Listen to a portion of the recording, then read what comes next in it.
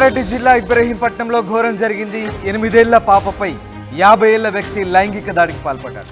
పెట్టుల్లా గ్రామంలో ఈ ఘటన చోటు చేసుకుంది. చాక్లెట్ ఆశ చూపి లైంగిక దాడికి పాల్పడ్డాడు బోడ నరసింహ. పాప కేకలు వేయడంతో నరసింహ పరారయ్యాడు. తల్లిదండ్రుల ఫిర్యాదుతో నిందితుడి కోసం పోలీసులు గాలిస్తున్నారు. ఎట్టకేలకు నరసింహను అరెస్ట్ చేశారు పోలీసులు. నిందితుడిపై ఫోక్సో చట్టం కింద కేసు నమోదు చేశారు. వైద్య పరీక్షల నిమిత్తం బాలికను ఆసుపత్రికి తరలించారు. అయితే పోలీస్ స్టేషన్ ముందు బాలిక బంధువులు ఆందోళన చేపట్టారు. నాయి బ్రాహ్మణ సంఘం నేతల ఆందోళన కొనసాగింది. నిందితుల్ని కఠినంగా శిక్షించాలంటూ డిమాండ్ చేశారు. అత్యాచారం చేసిన నరసింహను బాధిత కుటుంబాన్ని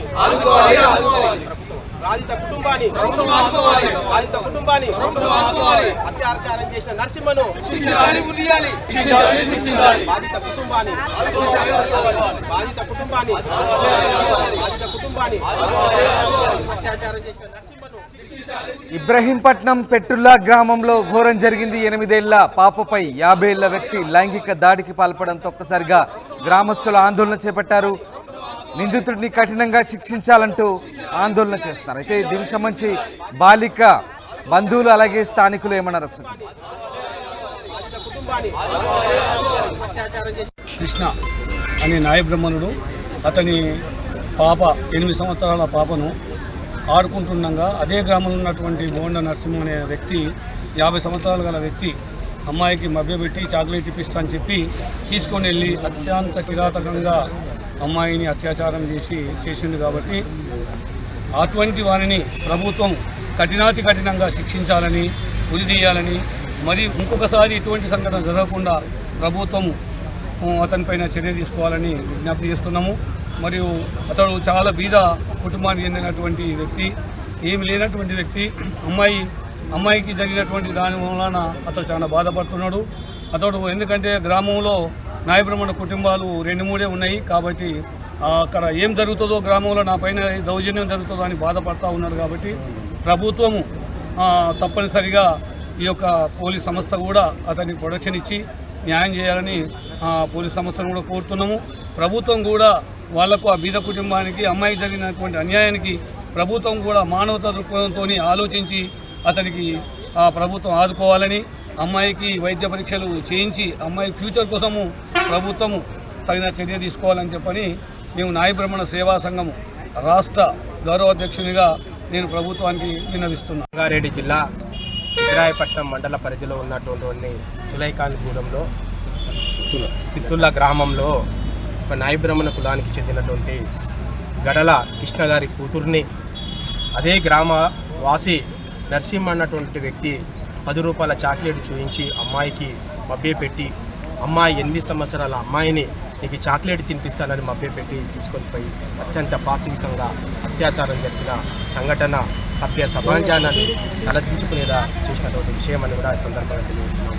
ఇలా దేశంలో ఎన్నో చట్టాలు వస్తున్నాయి, ఎన్నెన్నో వస్తున్నాయి. కానీ అయినా కానీ బడుగు బలహీన వర్గాలపైన, లేబర్ పని చేసుకున్న వాళ్ళపైన, కూలి పనులు చేసుకున్నటువంటి వ్యక్తులపైన, మరి అమాయకులమైనటువంటి చిన్నపిల్లలపైన ఇటువంటి క్రూరులు, ఒళ్ళు బలిచినటువంటి కొడుకులు,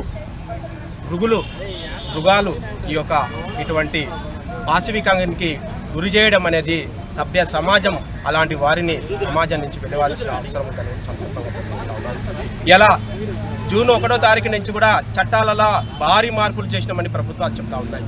మరి ఆ భారీ మార్పులతోటి ఎవడైతే నరసింహ అనేటువంటి వ్యక్తి ఆ పాప పైన అత్యాచారం చేసిండో వాడిని కఠినంగా శిక్షించి ఉరిదీయాలని కూడా ఈ సందర్భంగా నేను తెలియజేస్తా ఉన్నాను.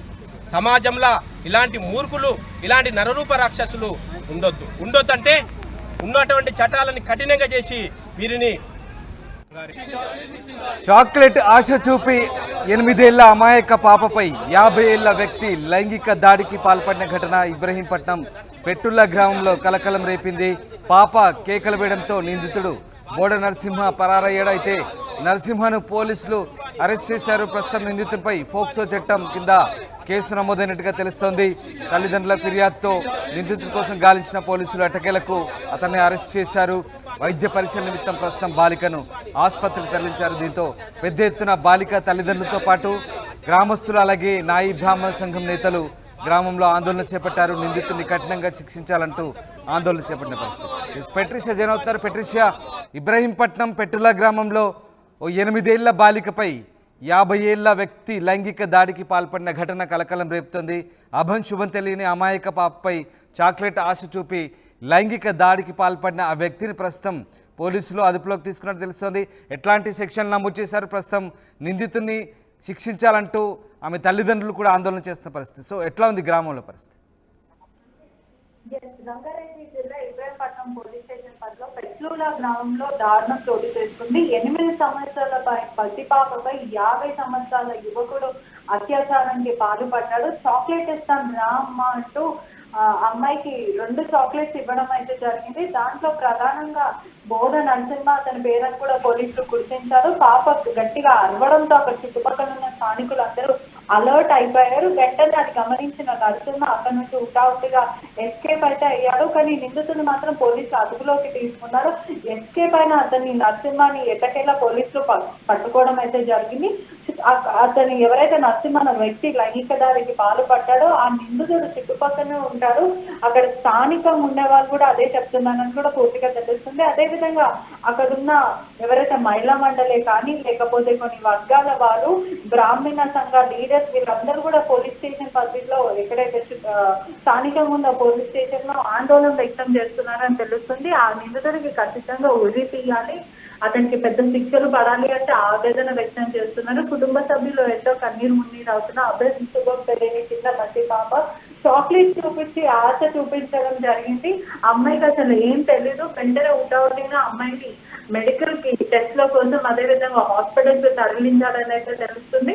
మొత్తం మీద అయితే పోలీసులు కేసు నమోదు చేసుకొని దర్యాప్తు చేస్తున్నారు. పోక్సో యాక్ట్ కింద అయితే కేసు నమోదైందని అయితే పూర్తిగా తెలుస్తుంది. ఒకవైపు ఉమెన్ కమ్యూనిటీ వాళ్ళు ఏదైతే వర్గానికి చెందిన వాళ్ళు ప్రెసిడెంట్ ఆఫ్ బ్రాహ్మణ వీళ్ళు ముగ్గురు కూడా అక్కడ కొన్ని కమ్యూనిటీస్ వాళ్ళు పోలీస్ స్టేషన్ దగ్గర అయితే ధర్నా చేయడం అయితే జరుగుతుంది. అక్కడైతే కొంచెం ఆ గ్రామంలో ఉధృత వాతావరణం కనిపిస్తుందని కూడా తెలుస్తుంది.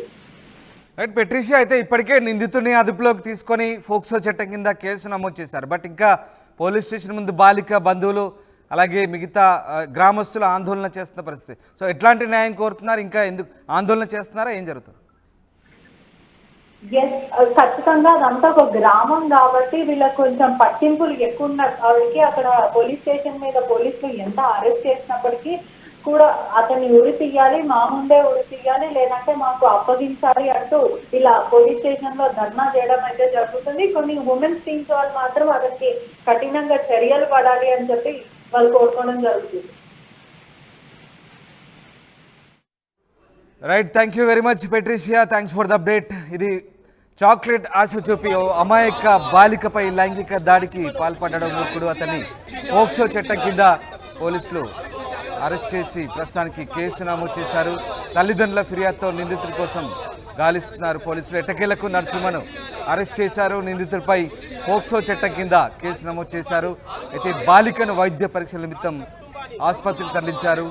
ఇంకా పోలీస్ స్టేషన్ ముందు బాలిక బంధువులు, నాయి బ్రాహ్మణ సంఘం నేతలు ఆందోళన చేపట్టారు. నిందితుడిని కఠినంగా శిక్షించాలంటూ డిమాండ్ చేస్తున్నారు. అత్యాచారం చేసిన నరసింహను